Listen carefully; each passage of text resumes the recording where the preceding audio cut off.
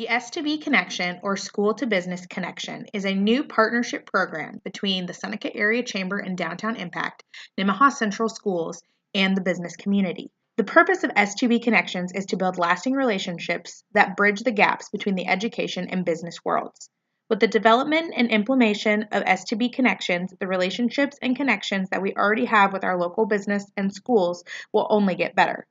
Our first S2B connection was held on May 1st with Rainbow Communications. The rest of today's chamber chat will feature highlights from that first meeting. If you or your business would like more information on participating in S2B Connections, please contact Kylie Lukeroth or Daryl Coleman.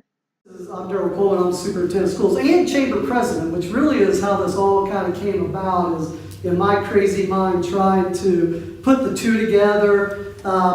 In reality, this really came from the state of Kansas. The State Department of Ed did, for over the last 2 years, did a whole bunch of studies. They did statewide meetings, bringing in business people, community people, and what do you want to see as a successful high school graduate.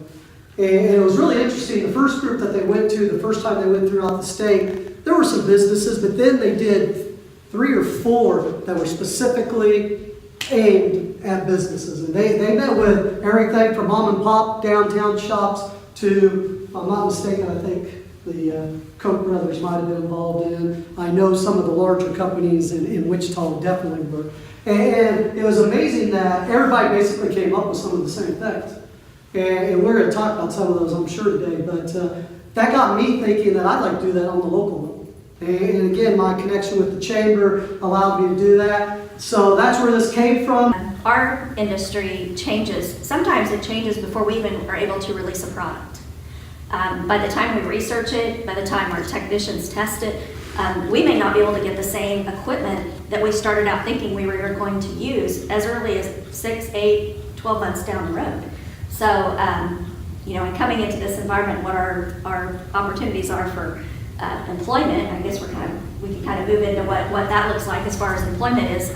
There's a lot of diverse departments, and a lot of it, no matter which department you're in, that's kind of an underlining quality that we require from everyone that goes to work there, is that you have to be adaptable to change, and you have to be open-minded to what's going to happen, with that company, because it is pretty fast-moving. So, kind of like the one thing that hasn't changed through all of it, though, is the ability to communicate. And my communication tools may differ. We're sending text now that we didn't used to send, but the written word and be able to speak to people. Those 2 core things still mean a lot, because especially when you get to an organization that's a little bit larger, the communication breakdown can be huge. And if we don't have good information, good written information, if we're not listening to a customer what their needs are at the front line, we don't get that passed on correctly to the technician. We don't get that passed on correctly to the sales staff. We don't get that passed on correctly internally.